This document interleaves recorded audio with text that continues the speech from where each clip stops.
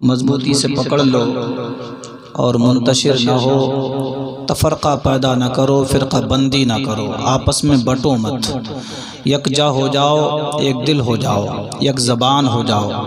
اللہ تبارک و تعالیٰ کا فرمان ہے کہ اللہ کی جو رسی ہے اس رسی سے مراد ہے دین الہیہ، مذہب اہل سنت والجماعت۔ سبحان اللہ۔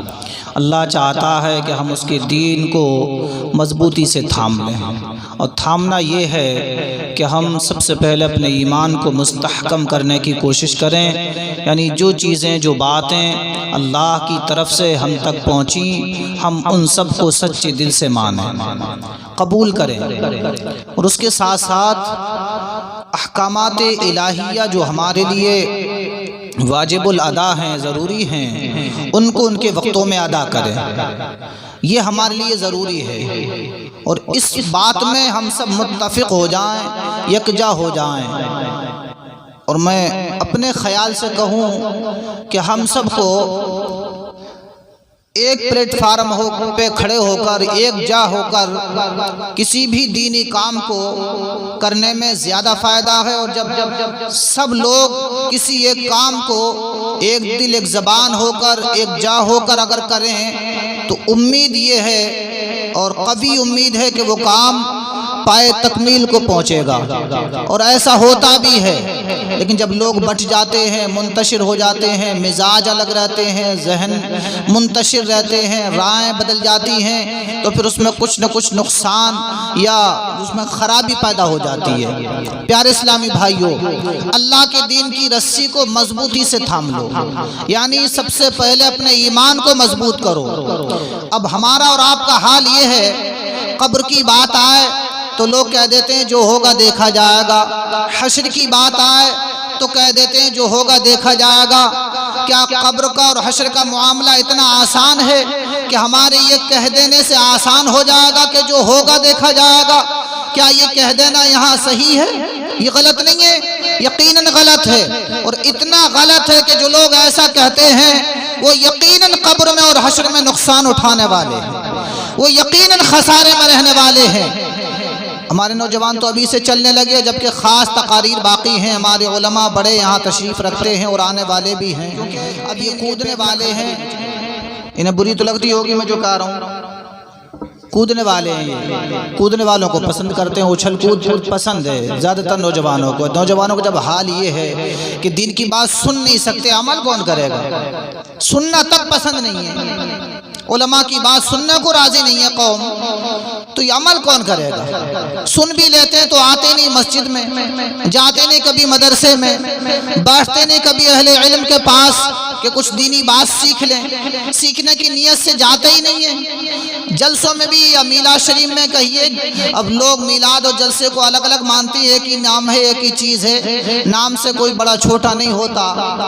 حضرات، جلسے جلوس میں میلاد شریف جو بھی ہو، جو محفل میلاد ہوتی ہے، اس میں بھی لوگ آتے ہیں تو سیکھنے کی نیت سے نہیں آتے، سمجھنے کی نیت سے نہیں آتے ہیں۔ جب نیت ہے ہی نہیں تو کریں گے کیا؟ سب سے پہلے نیت چاہیے کہ جو کام ہم کرنے جا رہے ہیں پہلے ہم اسے سمجھیں، اسے سیکھیں، پھر جب وقت آئے تو اس کو کریں۔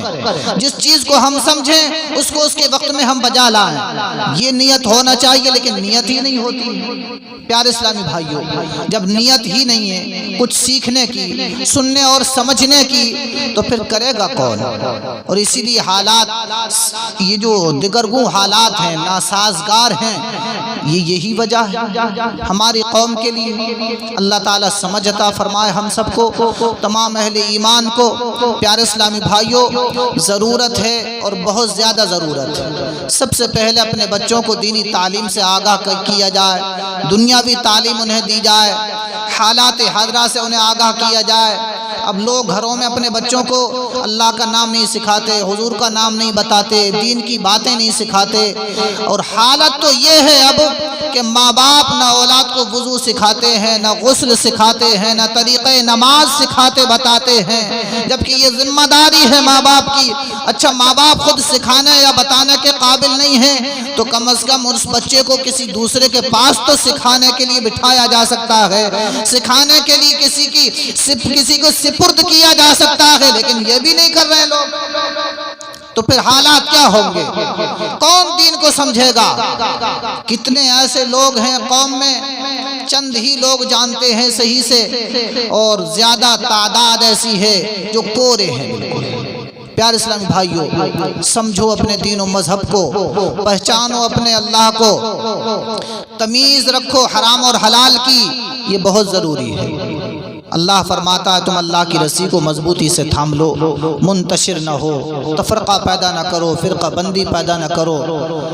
مطلب یہ ہے کہ اس دین اسلام جو ہے مذہب، اس کو نہ چھوڑو، کسی دوسرے مذہب میں نہ جاؤ، کسی دوسرے مذہب کی طرف التفات نہ کرو، جھکو مت، کسی دوسرے کی بات نہ سنو، کسی دوسرے کے پاس نہ بیٹھو، کسی دوسرے سے غیر سے دوستی نہ کرو، کسی دوسرے سے محبت نہ کرو جو کرنا چاہیے، دوستی نہ کرو، دوستی نہیں کرو۔ دوستی کرنا ہے تو مسلمان سے کرو، محبت کرنا ہے تو ایک مسلمان سے کرو۔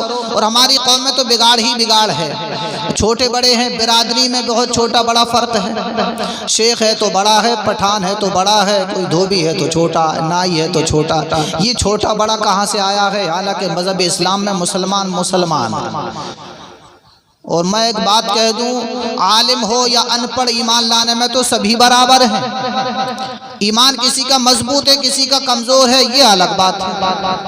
جو عمل میں اچھا ہے ایمان مضبوط ہے، عمل میں اچھا نہیں ہے، ڈگمگ ہے، اس کا ایمان کچھ کمزور ہے، لانے میں سب برابر ہیں۔ تو برادری کی وجہ سے کوئی چھوٹا بڑا کیسے ہو سکتا ہے؟ ہم چھوٹا بڑا سمجھتے ہیں، میں لوگوں کو کہتے سنتا ہوں، ان کے عمل کو بھی دیکھتا ہوں، چھوٹا بڑا سمجھتے ہیں اور چھوٹے بڑے کے مطابق عمل بھی کرتے ہیں وہ۔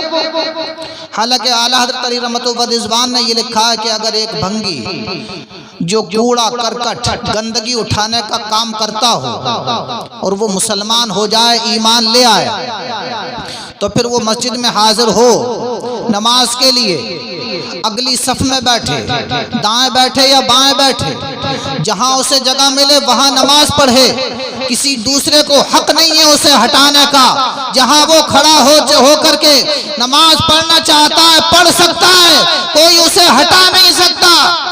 کیا آپ اسے چھوٹا کہیں گے؟ وہ چھوٹا ہو گیا۔ آج برادری کو چھوٹا بڑا سمجھا جا رہا ہے صرف نام کی وجہ سے۔ کیا نام سے بھی کوئی چھوٹا بڑا ہوتا ہے؟ کوئی چھوٹا بڑا ہوتا ہے تو عمل سے ہوتا ہے، اخلاق سے ہوتا ہے، علم سے ہوتا ہے، باقی نام سے کوئی چھوٹا بڑا نہیں ہوتا، برادری سے کوئی چھوٹا بڑا نہیں ہوتا۔ کوئی اچھے اور برے جو ہے، اچھے اور گھٹیا، یا ایسے کہیے کہ ایک اچھے بلڈنگ میں رہنے والا اور ایک کچے گھر میں رہنے والے سے جو ہے، ان میں کوئی چھوٹا بڑا نہیں ہوتا ہے۔ ایک اپنی گاڑی میں سفر کرنے والا ہے، ایک کرائے پر سفر کرنے والا ہے، ان میں بھی کوئی چھوٹا بڑا نہیں ہے۔ علم ہے، عمل ہے، ایمان و تقوی ہے، ان کی وجہ سے درجوں میں کچھ فرق ہوتا ہے، ایمان لانے میں سب برابر ہیں، اور ہم مسلمان ہیں تو سب آپس میں بھائی بھائی۔ یا رسول اللہ، بھائی کو چاہیے کہ بھائی کو نقصان نہ پہنچائے، نقصان کی نہ سوچے۔ اللہ مجھے اور آپ کو سب کو عمل خیر کی توفیق عطا فرمائے۔